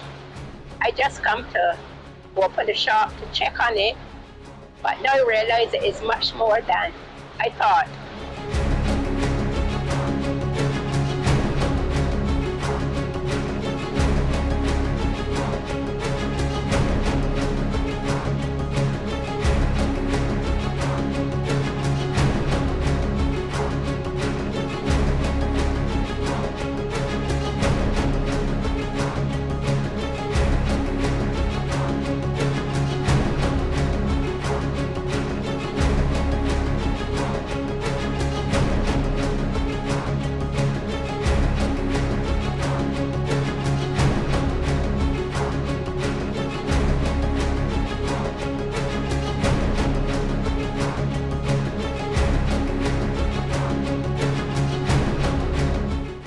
Well, this is unprecedented. I know that word sometimes gets used a little freely, but this is, there's never been a Category 4 hurricane in the Atlantic during June. So that's pretty amazing. The earliest it ever happened, even in July, was the 8th. So you know that got beat by more than a week, and it's so far east.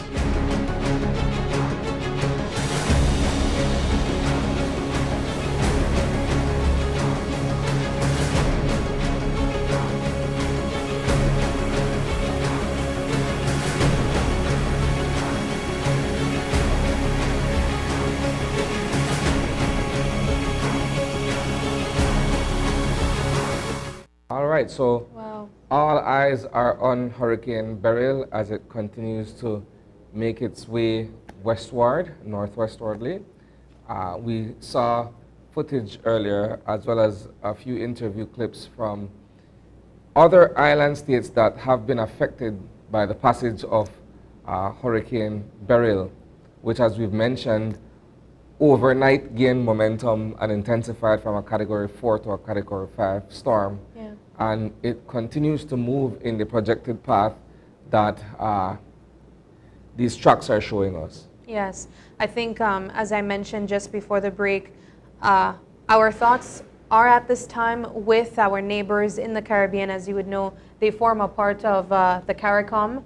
I also think about students, Belizean students that may still be in these islands. Of course, we mentioned, and you were able to also hear a short interview from the Prime Minister in Grenada, Dickon Mitchell, about what is currently taking place there. We can confirm that Grenada has issued a state of emergency, and just some of the footages that you would have seen on screen there are currently what is taking place in Grenada. Massive flooding, homes being destroyed, other structures being destroyed. Our thoughts are with them at this time. We spoke just earlier this morning, Isani, about what takes place after a massive storm like this passes. Of course, there are preparations to ensure safety of humans, but it's what takes place after that's also equally as devastating. So our thoughts and prayers are with our neighbors in the southeast of the Caribbean. We do know, as you mentioned, Hurricane Beryl continues along its projected path. It is still currently at a Category 5, but is expected to weaken before making landfall in Jamaica, correct? So at this time, we just have to wait for those updates. And as we mentioned, we did speak to representatives from the National Meteorological Service. We spoke to the Chief Met Officer, Mr. Ronald Gordon. We also spoke to the Director of the National Emergency Management Organization, Mr. Mendez, on what is being done here in Belize on the home front, as we expect, even if it's a slight landfall from Hurricane Beryl, and that is expected to be in the northern part of the country. we want to be as prepared as possible. As Isani mentioned, a big part of that preparation is also being vigilant. So please ensure that you equipped yourself with all the preparedness measures as possible, but also stay tuned to these updates from credible sources. So that means staying tuned to your updates from the NEMO as well as the Met Service. You can also trust us here at Channel 5 to give you reliable and accurate information as well. And please, if you have any questions, you can let us know in the comments section. We'll be sure to share those with the authorities as well.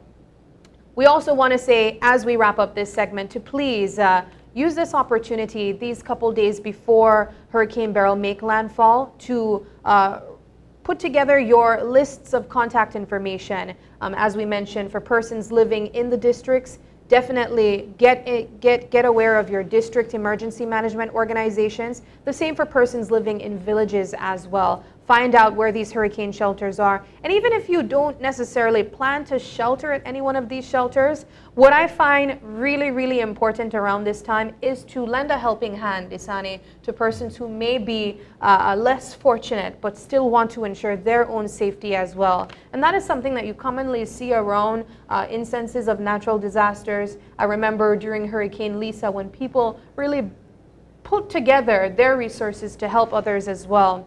So please, let's not wait until Hurricane Beryl is approaching us for us to be scrambling to find these shelters or for us to be scrambling to find our grocery items. Start putting those together as early as possible. But that does it for our show this morning, Isani. We want to say thank you to all of our guests who stopped by. Also, thank you to the relevant authorities from NEMO and the Met Service for allowing us to join the conversation with them and ask these relevant questions on your behalf as well. It is July 2nd, and if you're celebrating a birthday today, happy birthday to you. If you'd like to give a birthday shout out, or if you have any questions, comments, or concerns, you can send us an email at oye@channel5belize.com. You can also catch us on Facebook at OYE Open Your Eyes Belize, as well as Instagram at OYE Belize. Thank you so much for joining us, and please do us a favor and join us again tomorrow as you open your eyes. Start your morning right. Until then, keep your eyes, your minds, and your hearts open. Stay safe, Belize. We also want to remind you that tonight is KTV The Remix, the first live episode. So please join us and remember Miss Jenny as well. This is going to be a special show for you. It's also going to be a tribute to Miss Jenny. So please join us tonight for KTV The Remix, Episode 1, the live show. Have a great day.